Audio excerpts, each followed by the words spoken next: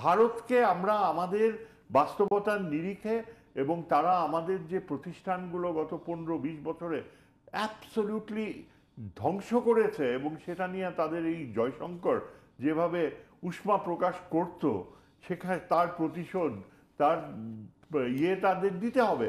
আমি জানি না, আপনাকে একটা কথা বলি যে প্রায় মাস তিনেক আগে কিন্তু জয়শঙ্কর একটা টেলিভিশনে এক ওয়েস্টার্ন জার্নালিস্টের সাথে কথা বলতে, যে আমি নিজের কানে শোনা, যে the very creation of Bangladesh is a threat to the security of the north east. চিন্তা করেন, এই সময় তার সাথে ইন্ডিয়ার সাথে হাসিনার এত ঘনিষ্ঠ সম্পর্ক এবং যা চেয়েছে সব পেয়েছে, তারপরেও এই ভদ্রলোক টেলিভিশন লাইভ একটা ওয়েস্টার্ন জার্নালিস্টকে আমাদের অস্তিত্ব নিয়ে সে উষ্মা প্রকাশ করছে। অথচ যখন 47-এ পার্টিশন হয়, তখন কিন্তু আমরা উত্তর পূর্ব ভারত যেটা রয়েছে এখন, সেটা আমরা হারিয়েছি, সেটা আমাদেরই অংশ হওয়ার কথা ছিল। এবং 1946-এ সরওয়ার্দী যখন ইউনাইটেড বেঙ্গল এন্ড আসাম করতে চেয়েছিল, তখন এই নেহেরু গান্ধীরা মিলেই পিছন থেকে ছুরিকাঘাত করেছিল, নাহলে কিন্তু আসাম আমাদের থাকতো। এখনো আমরা চিন্তা করি যে এই যে আগামীতে, আমি তো মনে করি যে জিয়াউর রহমান যেটা করেছিল, এই যে উলফাকে সহযোগিতা করেছে, এটা আমাদের জন্য ধর্মীয় দায়িত্ব। অথচ আওয়ামী লীগ কি করেছে? আমরা কোনোভাবেই ভারতের কোনো বিচ্ছিন্নতাবাদী আন্দোলনকে সমর্থন দিব না। উলফা কি হয়েছে, কি পেয়েছি আমরা?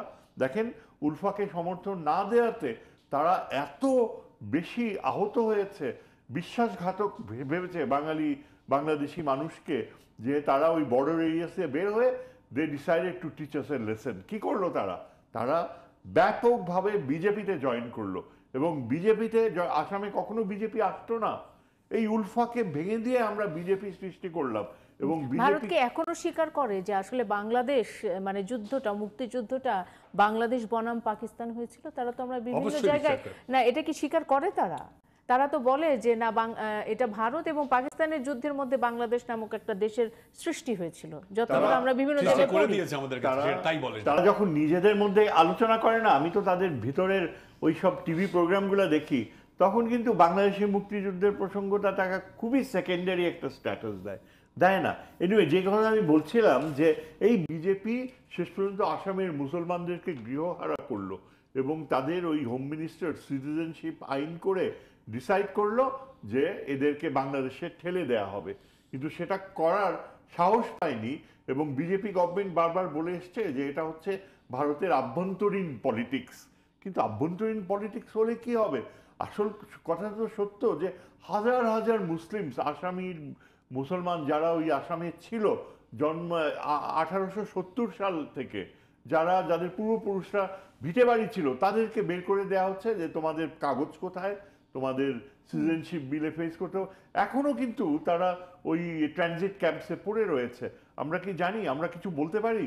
অথচ ভারত বারবার বলে যে এখানে নাকি গণহত্যা হচ্ছে, হিন্দুদের মেরে শেষ করে দিচ্ছে। আমাদের পাশে এই যে বছরের পর বছর বিজেপি আসামের হাজার হাজার মুসলমান, তারা এত নিরীহ, এবং আসামে তারা কিন্তু এই অবস্থা হতো না যদি আমরা উলফাকে ওইভাবে গলা ধাক্কা দিয়ে বের করে না দিতাম।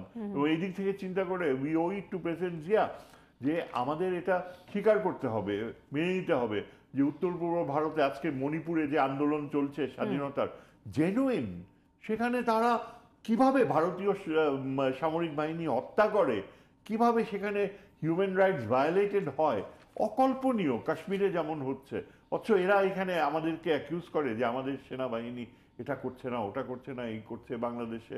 আমরা নাকি এমনটাও তো অভিযোগ করছে যে বাংলাদেশ থেকে লোকজন গিয়ে আসলে সেখানে আন্দোলন করছে, আন্দোলন ছড়িয়ে দিচ্ছে।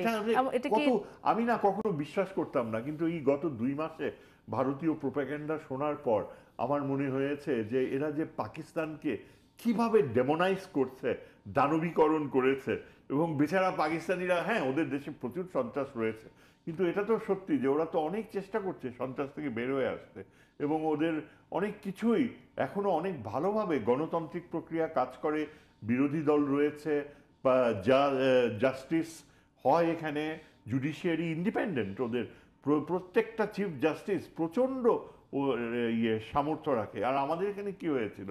আমাদের এখানে চিফ জাস্টিস তো বের করে দিচ্ছিল দেশ থেকে। সুতরাং আমি যেটা বলতে চাই, পিস্তল ধরে বের করে, এবং সুতরাং আমি যেটা বলতে চাচ্ছি কি যে আমাদের এখন এই যে ভারতে সার্ক ইন্ডিয়া দেবে না, চিন্তা করেন এত ভালো একটা অর্গানাইজেশন ছিল এবং প্রেসিডেন্ট জিয়া কত মানে কেয়ারফুলি ফ্রেম করেছিল যাতে কন্ট্রোভার্সিয়াল ইস্যুস না থাকে, ভারত যেন কোনো অজুহাতে বের হয়ে না যেতে পারে। সেইখানে আমরা দেখতে পাচ্ছি ভারত রীতিমতো সার্ককে কবর দিয়ে দিয়েছে। এটা কি অদ্ভুত দেশ, এতখানি অসভ্য একটা দেশ যে হতে পারে, অকল্পনীয়।